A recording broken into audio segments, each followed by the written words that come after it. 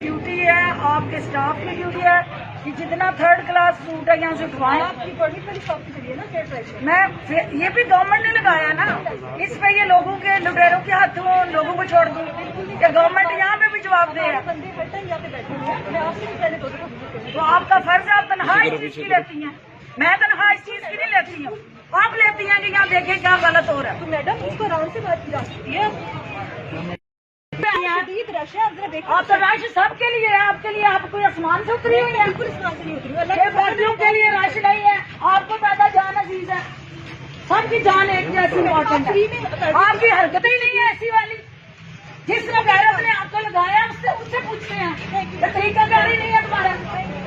तुम VIP duty है, आपके स्टाफ की ड्यूटी है कि जितना थर्ड क्लास सूट है यहाँ से उठवाएं। आपकी परमिट वाली शॉप की है ना फेयर प्राइस में। ये भी गवर्नमेंट ने लगाया ना, इस पे ये लोगों के लुटेरों के हाथों लोगों को छोड़ दूं कि गवर्नमेंट यहाँ पे भी जवाब दे है। बंदे हर टाइम यहाँ पे बैठे हुए हैं, मैं आपसे भी पहले दो दफा। तो आपका फर्ज है, आप तनख्वाह इस चीज की लेती हैं, मैं तनख्वाह इस चीज की नहीं लेती हूँ। आप लेती हैं कि यहाँ देखें क्या गलत हो रहा है। तो मैडम इसको आराम से बात की जा सकती है।